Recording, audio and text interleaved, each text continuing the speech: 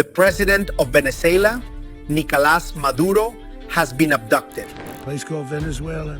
We're going to run the country until such time as we can do a safe, proper, and judicious transition. So we don't want to be involved with having somebody else get in, and we have the same situation that we had for the last long period of years. So we are going to run the country until such time as we can do a safe, proper, and judicious transition. We can't take a chance that somebody else takes over Venezuela that doesn't have the good of the Venezuelan people in mind. We're going to have our very large United States oil companies, the biggest anywhere in the world, go in, spend billions of dollars, fix the badly broken infrastructure, the oil infrastructure, and start making money for the country. And we are ready to stage a second and much larger attack if... For several months, the United States has been building a complete naval apparatus around Venezuela. In what is termed a snatch-and-grab operation, its special forces infiltrated the capital, Caracas. The nature of this operation has sparked various speculations and narratives. This is a quick commentary on the unfolding situation. Please note, many more details will follow. What we are discussing now is based on the immediate events of the last 12-15 hours. It appears Venezuela's ground-to-air missile batteries, primarily older Russian S-300 Pecora systems, were either degraded due to the financial crisis, lacked missiles, or were neutralized. The country's signal intelligence and radar capabilities also seem to have been negligible, as evidenced by their defense minister using commercial flight radar snapshots in a press conference, a telling sign of compromised military infrastructure.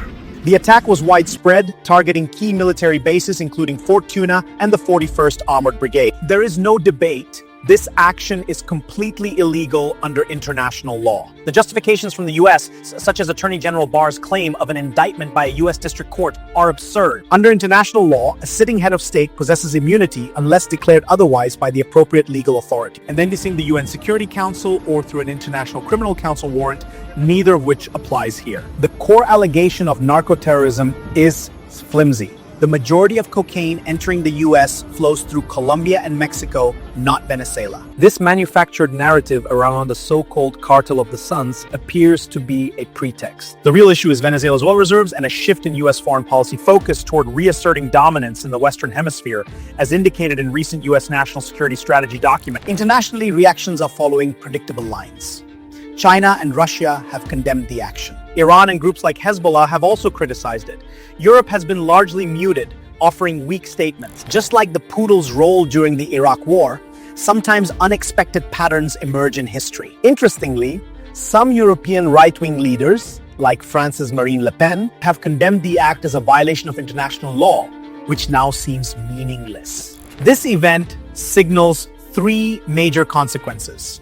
It utterly destroys the remnants of the US-centric liberal world order, revealing it as a tool for power projection. It sends a clear signal to non-nuclear states or those without advanced deterrent capabilities like ICBMs that they are vulnerable. This will likely accelerate nuclear proliferation, as seen with Iran's potential calculations. It creates dangerous precedents for other global hotspots. What stops China from considering a military move on Taiwan, or Russia from targeting Zelensky? Zelensky, who technically is no longer a constitutionally legitimate president due to suspended elections. The legal grounds for such actions are now murkier than ever. Within Venezuela, the immediate question is the power vacuum. Technically, First Vice President Delcy Rodríguez has the legal right to succeed. However, the real power lies with key figures like the current Vice President of the United Socialist Party, Diosdado Cabello, and Defense Minister Vladimir Padrino Lopez. The future depends on whether these figures cut a deal with the US, or if a grassroots leftist movement initiates a graced civil war against a US-installed regime. The operation's apparent ease also suggests elements within the Venezuelan military may have been compromised, a tactic seen before in Syria and Iraq. America's primary weapon remains its sanctioned regime. which economically hollows out nations, making them susceptible to internal betrayal and external manipulation. Domestically in the US, there is broad establishment support for this action. A recent Senate vote to block military action against Venezuela was defeated, with several Democrats either supporting the operation or abstaining. A key driver is the influential lobby of right-wing Latin American exiles, particularly in Florida, which has reshaped states' demographics and political priorities, making aggressive anti-leftist policy in the region an electoral necessity for many politicians. This is not about a better world order. It is about raw power, resources, and electoral politics. We will continue to monitor developments and bring you further analysis. This is Yusuf for the Newsroom Global. If you watched the episode till here, please do like, share, and subscribe to the Newsroom Global for more updates.